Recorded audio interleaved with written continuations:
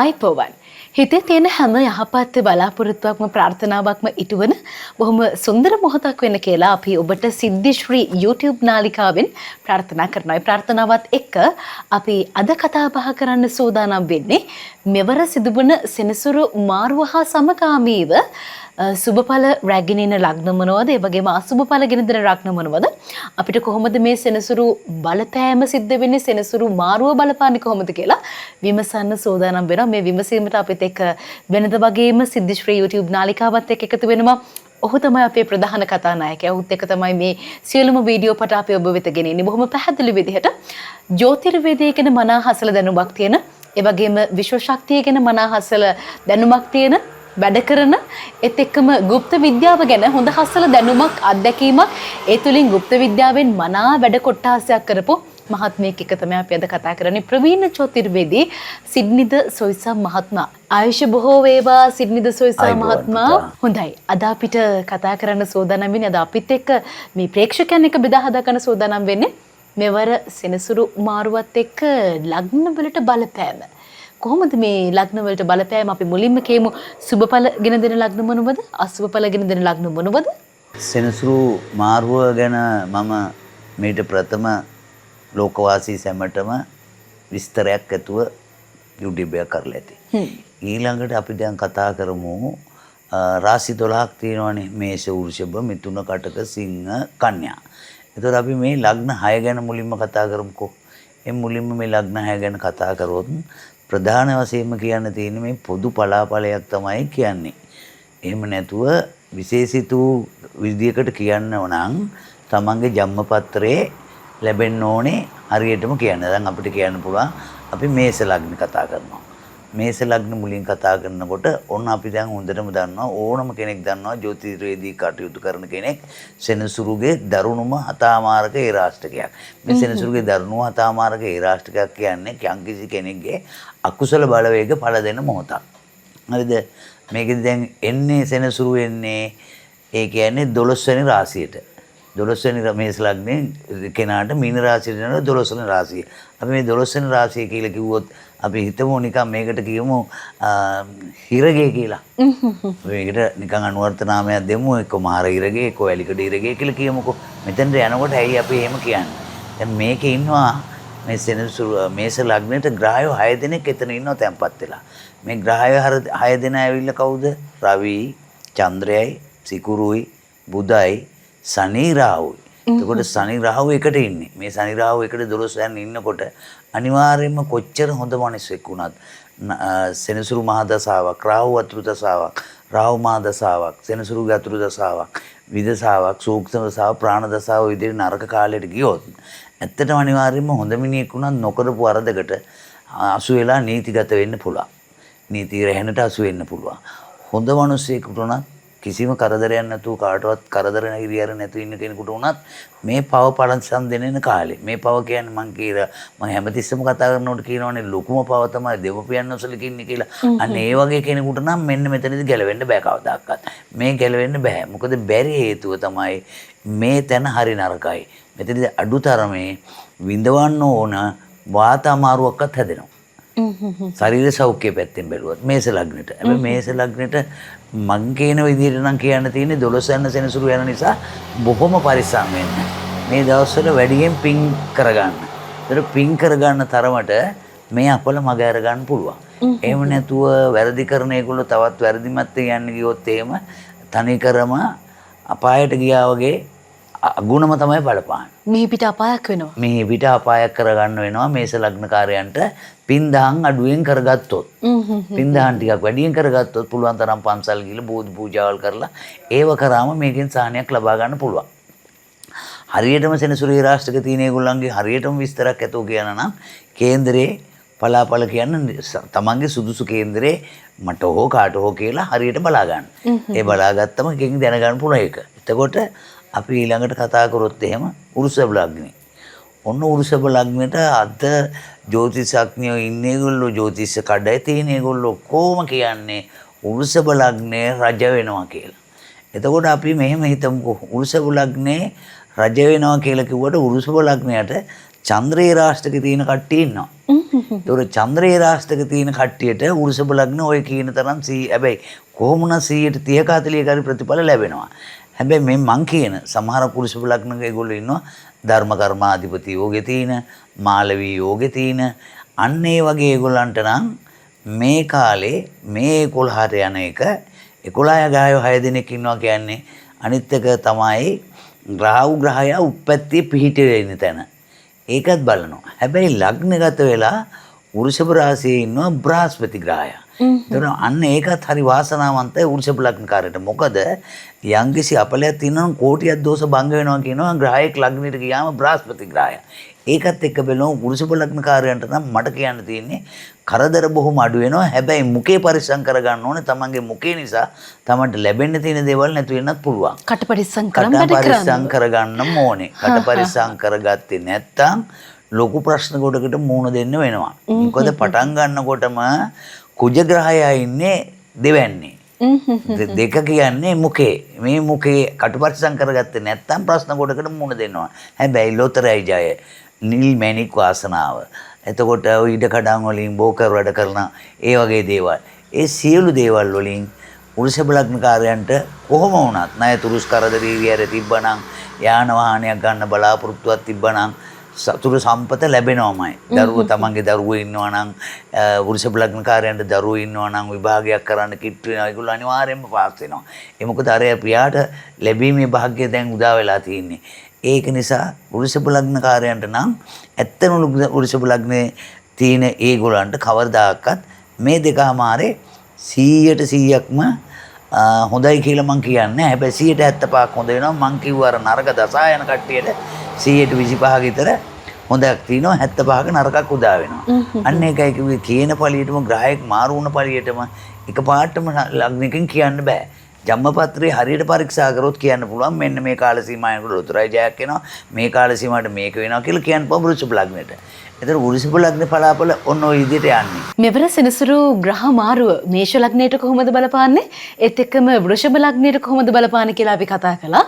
දැන් දැනගන්න අපි කැමති මේ සිඩ්නි දසොයිස මහත්මයා මිථුන ලග්නයට කොහොමද මේ සෙනසුරු මාරුව බලපාන්නේ? සුබයිද අසුබයිද සමඵලද කොහොමද?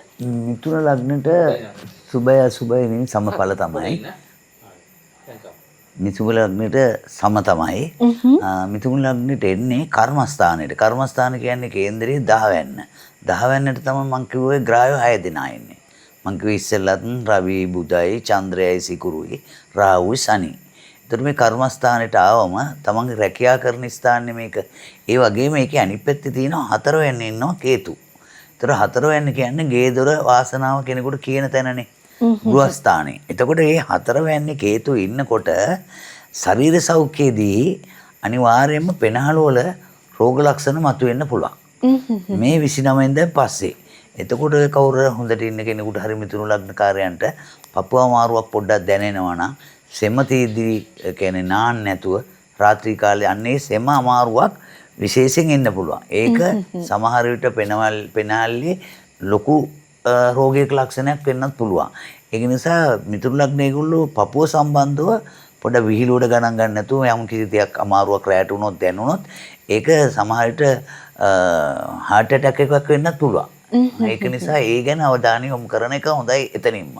එතකොට මේකෙදි අපි ගණන් හදලා බලුවම මිථුන ලග්නකාරයන්ට මම කියවනේ 10 වැන්නේ කියලා මේ ග්‍රහචාරයේ තියෙන මේ ග්‍රහය 6 දෙනෙක්ගේ. මොකද මෙතනින් තමයි ඔක්කොම එන්නේ. මෙතන තියෙනවා හැබැයි මාලවී යෝගී කියලා මේ මහෞෂධ යෝගී කියලා යෝගයක් උදා වෙනවා. මෙතන සිකුරු මීන රාශිය උච්ච වුණා. ඒක තමයි මෙතන මේ මිථුන ලග්නයේ ගොනන්ට වැඩි හරියක් බලපාන්නේ. හරිද? මොකද ඒකට හේතුව තමයි වෘෂභ රාශිය කියන්නේ 12 වෙන්නේ බ්‍රහස්පති ඉන්නේ. 12 වෙන කියන්නේ මම ඉස්සෙල්ලත් කිව්වනේ මේෂ ලග්නේදී හිරගයක් කියලා. ඒතකොට මේ හිරගෙදර ඉන්න දැන් බ්‍රහස්පති ඉන්නේ බ්‍රාහ්මණයෙක්නේ. අන්න එතන නිසා පොඩ්ඩක් එයාට නීතිය කරදර අඩු වෙනවා.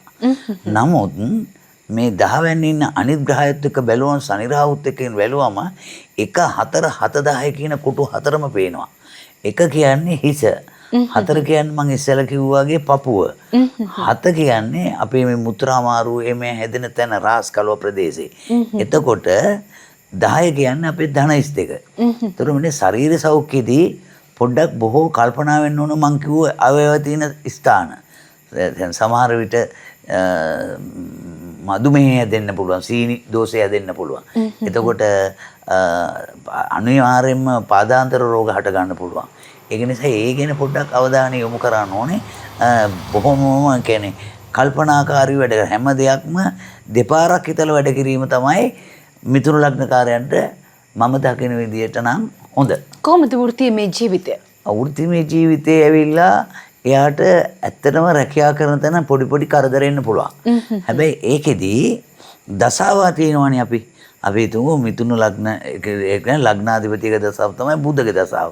වැරදිලාවත් බුධ මහ දසාවක් පටන් ගත්තොත් ඔය මං කියන ඒවා පොඩ්ඩක් වෙනසක් වෙනවා. මොකද අර අනිත් පැත්තට නරක හොඳ පැත්තට පෙරලෙන්න පුළුවන්. හැබැයි ඒ වගේම උප්පත්ති ග්‍රහ පීඨියම අනිවාර්යෙන් බලන්න ඕනේ. දැන් උප්පත්තියේදී මිථුන ලග්නකාරයාගේ බුධ නීච භාවයක ඉන්නවා නම් අනිවාර්යෙන්ම අර කර්මස්ථානේ දාවන්නේ රැකියා ආරක්ෂාව තැනදී ප්‍රශ්න වෙන්න පුළුවන්, රැකියාව අහිමි වෙන්න පුළුවන්. ඒ වගේ දේවල්. හැබැයි හොඳ ස්වර සිකුරු වගේ ග්‍රහයක පොඩ්ඩක් යනවා නම් අර ඊට වැඩිය වෙනස් වීමක් වෙන්න පුළුවන්. ඔන්නම තමයි ඉතින් මිථුන ලග්නෙට මෙවර සෙනසුරු මාරුව සිද්ධ වෙන්නේ බලපාන්නේ කොහොමද කියලා අපි දැන ගත්තේ. අපි දැන් කතා කරමු කටක ලග්න හිමියන්ට කොහොමද සෙනසුරු මාරු වෙලා ඉන්නේ ධර්මස්ථානෙට. ඒ කියන්නේ පෙර සංසාර භවයේ ඔන්න කුසල් කරලා තිබ්බනම් ඒ කුසල් මතුවෙන තැන. ඒතර මේ භවෙත් කුසල් කරලා තිනවා ඒව මතුවෙන තැන. එතකොට මේ ධර්මස්ථානෙට ආපු සෙනසුරු ඇත්තම කියනවා නම් කටක ලග්නේ ගොල්ලෝ අවුරුදු 2කමාරක් තිස්සේ පුදුම දුක් කරදර කම්කල්ලු බාධක වින්දා. විවාහ කඩාකප්පල් වෙලා ඇති. එහෙම නැත්නම් තමන්ගේ ස්වාම පුරුෂයා ගෙදර නැතුව දුර බැහැර ගිහිල්ලා ළඟ වැඩට ගිහිල්ලා එන්න කාල සීමා වෙනවනේ මොනවා හරි ඉරවීන් එන්නේ නැති. බොහෝ දුරට අටවැන්නේ ගමන් කරනකොට හෘද ආබාධ ඇතිගෙනලා කටක ලග්නකාරයෝ බොහෝ දුක් විඳින්න ඕනේ. හැබැයි ජීවිත හානියක් වෙන්නේ නැහැ. මොකද ඒකට හේතුව තමයි 7 වෙනි රාශිය යනවා කටක සිංහ කන්න තුලා උච්චක ධනු මකර කුම්භ මේ ශෝර්ෂ 11 වෙනි රාශිය යනවා බ්‍රහස්පති. එතකොට 11 වෙනි රාශිය බලන්නේ 1 6 11 යන ත්‍රිකෝණයක් තියෙනවා. එතකොට මේ ත්‍රිකෝණෙදී 1 3 6 11. එතන මේ ත්‍රිකෝණෙදී මේ බ්‍රහස්පතිගේ බැල්ම වැටෙනවා. එතකොට කටක රාශියට අධිපතියා චන්ද්‍රයානේ. ඒතර චන්ද්‍රයා දවස් 2කමාරෙන් 2කමාරට මාරු වෙනවා. හැබැයි කෙසේ වෙතත් ධර්මස්ථානෙට සෙනසුරු පැමිණීම බොහොම හොඳයි. මොකද ලෞකික පැත්තට වැඩිය ලෝකෝත්තර සුවය ගේන තැනක් තමයි සෙනසුරු ධර්මයට එන්නේ. එතකොට ඒකෙදි මේ භවයේදී තමන් කරගන්න කුසල් ඔය දුගී මගේ යාචිකුට ධනක් පිනක් කරාම. එතකොට දෙමෝපියන්ට සැලකීම, සහෝදරයන්ට, ඥාතීන්ට කාට හරි උදව් උපකාරයක් කිරීම, ගුරුවරු පිදීම, මේ සියලු දේවල් කරගෙන යනකොට කරපු කෙනෙක් කියලා හිතන්නකො. එහෙම කරගෙන යනකොට එයාට මෙන්න මේ කාලේ නම් අර විඳ දුක් බොහොම ඇත්තටම කටක ලග්නකාරයෝ හරියට දුක් විඳා. අෂ්ටමේ රාෂ්ටකෙන් පාදාන්තර වේදනාවල් තියාගෙන යන්න මේ දැන් 9 ආපු ගමන් මොන කකුලේ අමාරුව නිකම් අඩු වෙනවා. හරිද? කකුලේ අමාරුව තියෙනවනම් අඩු වෙනවා. අපි කියන කැඩිලා තියෙනවනම් මෙච්චකල් බේත් කරා හරියට නැහනේ. හරි වෙද මහත්තයෙක් හම්බෙයි. ඒ වෙද මහත්තයා තුලින් අන්න දැන් අපි විෂ්ණායු දුර්වලතාවයක් තිබ්බත් කෙනෙක් හිටියා නම් එතකොට විෂ්ණායු සම්බන්ධ හොඳ වෛද්‍යවරයෙක් හම්බෙයි. හරිද? එතකොට ඒකයි මේ ටික කිව්වේ මේ කටක ලග්නකාරයන්ගේ නම් ඇත්තටම විඳ දුකාට කරදර අනන්ත අප්‍රමාණයි. තමන්ගේ ස්වාමියාත් එක්ක නිතර අඩදැපර කරගන්න උරන් සහෝදරයෝ අසල්වැසියෝ හරීම කරදරයි. යාන වාහන කැඩිලා ප්‍රශ්න ගොඩකට මැදිහත් වෙන්නේ නැති. හැබැයි ඒ සියලු දේවල් ඉවර වෙලා ඕන ධර්මස්ථානට සෙනසුරු වෙලා තිනවා.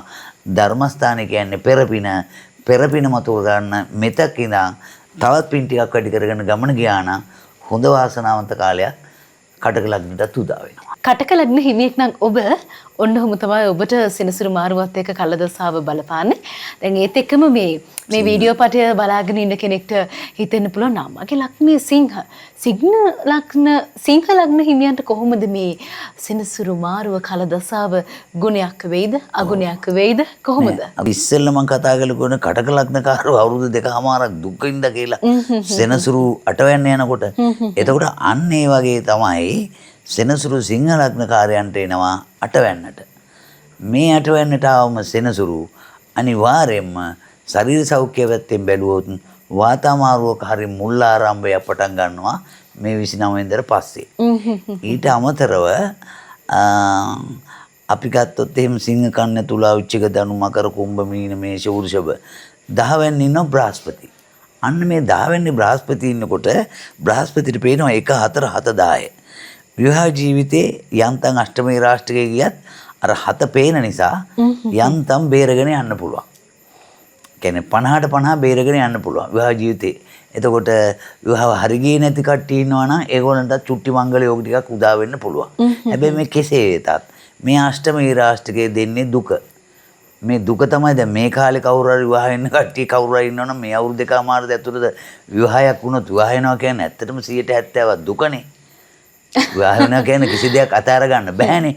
මේ බැඳීමක්නේ, බැම්මක්නේ. ඇත්තටම හිරගෙදර යනවා වගේ වැඩක්නේ. අර මං කිව්ව වැලිකඩ හිරගෙදර යනවා වගේ තමයි කසාදයක් කරගන්නවා. මුලින් හරි කැමැත්තෙන් සතුටෙන් කවුරුත් කරගන්නවා. ටිකක් දුර යනකොට අද ආර්ථික ප්‍රශ්න අරමයා තියෙනකොට එක බබා දෙන්න වෙනවා, දෙන්න තුන වෙනවා. එහෙම ගියොත් ඒව දැන් හරි අමාරුයි. කෙනෙකුට වැටුපක් අරගෙන විවාහ ජීවිතයක් ගෙවන්න හරි අමාරුයි. ඊටත් වැඩිය අපේ ඒගොල්ලෝ මේ අලුතෙන් විවාහ ජීවිතයට ඇතුල් වෙන කට්ටිය හරිම අමාරු වැටෙන තැනක් නෙමේ විවාහ මංගල්‍ය ගැනීම දැන් ඉස්සර වගේ නෙමෙයිනේ. එතනදී යන්නේ මේ වගේ දේවල් හොඳට පරිපාලනය කරලා කරගත්තොත් හොඳයි. අර ලෝකෙට පේන්න කොහොම හරි කරන්නේ නැතුව සෝබනේට නේද? ඔව් සමන්ට පුළුවන් තත්ත්වේ. එහෙම නැතුව ණය සුරුස් වෙලා කරදර වෙලා විවාහයක් කරගත්තොත් මේ සිංහ ලග්නකාරයෝ මේ දවස්වල අනිවාර්යයෙන්ම ණය බේර ගන්න බැරිව ලොකු ප්‍රශ්නකට මැදිහත් වෙන්න සිද්ධ වෙන එක වෙනවමයි. හරිද? සිංහ ලග්නකාරයන්ට තියෙන්නේ පරිස්සම් වෙලා ගමන යන්න වැඩිපුර පන්සල් පල්ලි වලට යන එක තමයි ඒගොල්ලන්ගේ හොඳම තැන.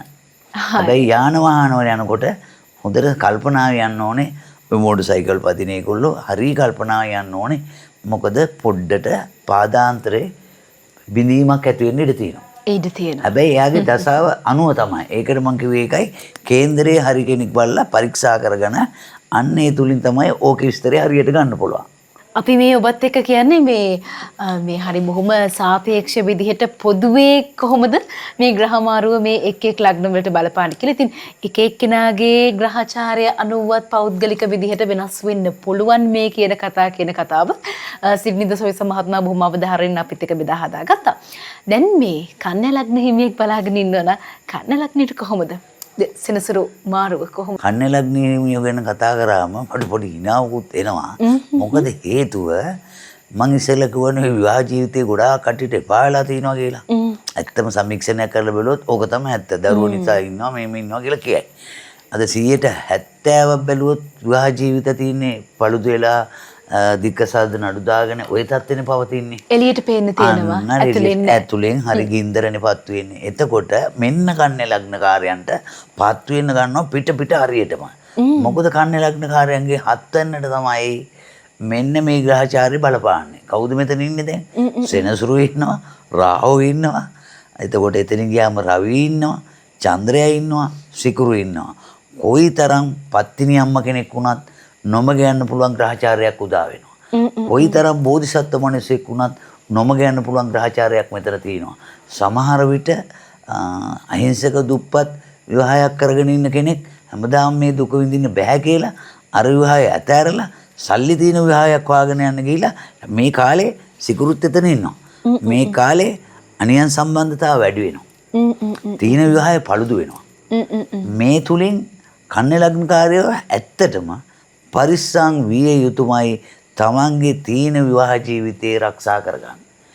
ඒක තමයි කන්‍යා ලග්නකාරයන්ට එතන බලාපොරොත්තු වෙන්නේ. ඒ වගේම තමයි කන්‍යා ලග්නකාරයන්ට දැන් අපි කියමුකෝ සෙනසුරු ග්‍රහමාරුව වෙන වෙලාවේදී මම ඉස්සෙල්ලා කිව්වා සෙනසුරු ග්‍රහමාරුව වෙලාවේදී මගේ කලින් YouTube එක ඇති උච්චික ලග්න උදා වෙනවා. සිංහ නවාංශිකේ ඒ මොහොතේ උදා වෙනවා. ඒ මොහොතේ ළමෙක් ඉපදුනොත් ඒ ළමයට බුදු මහ දසාවට වර්ෂ 15 මාස 1යි දින 21ක කාල සීමාවක් ගත වෙනවා කියලා මම කිව්වා. අන්න කන්‍යා ලග්නේ ලග්නාධිපතියගේ මහ දසාවක් තමයි සෙනසුරු මාරු වෙන වෙලාවේ උදා වෙන්නේ. එතකොට ලග්නාධිපති බුද කියන්නේ නපුංසක ලිංග ග්‍රහයෙක්. එතකොට රේවති නැකත එදා දවසේ. අන්න ඒකයි මම කිව්වේ කන්‍යා ලග්නකාරයන්ට මේකේ ලැබීමේ වාග්ය මම කියන්නේ. අනියම් දේවල් වලින් හරි ලබා ගන්න පුළුවන්. හැබැයි සතුට සමාදානය හරිම අසීමිත ලෙස නැති වෙලා යනවා විවාහ ජීවිතේ පැත්තෙන්. ඒක තමයි සත්‍ය ලෙසම කන්‍ය ලග්න කාර්යයන්ට කියනවා. මෙහෙම කිව්වම කියයි සුබයි අසුබයි එහෙම නෙමෙයි. නමුත් කන්‍ය ලග්න ඒගොල්ලෝ බොහොම පරිස්සම් වෙන්න. ඒ වගේ තමයි සීනි අමාරුවෙන් හරියටම පරිස්සම් වෙන්න ඕනේ. නැත්තම් ලොකු අමාරු. ඒතර පිරිමි ඒගොල්ලන්ට අපි හිතමුකෝ පිරිමියට අර කියන්නේ පුලස්තිගන්ත කියලා. අන්න පුලස්තිගන්ත කියන්නේ අපි නොදැනුවත් වුණාට දරුණුම පිළිකාවක් තියෙන ටිකක්. අන්න ඒකෙදි මොය මුත්‍රා කරනකොට අමාරු වුණා මුත්‍රා යන්න අන්න මෙච්චර කල් ඒක බලන්නේ නැතුව හිටියා නම් දැන් බලා ගන්න කාලේ හොඳයි. නැත්තම් පුලස්තිගන්තයට ප්‍රශ්න වෙලා ලොකු අමාරුවක වැටෙන්න පුළුවන් කන්‍ය ලග්න කාලේ. කන්‍ය ලග්නයට බලපෑම මෙන්න මේ විදිහට තමයි සෙනසුරු මාරුවත් එක්ක මෙවර සෙනසුරු මාරුවත් එක්ක බලපෑම් සිද්ධ වෙන්නේ.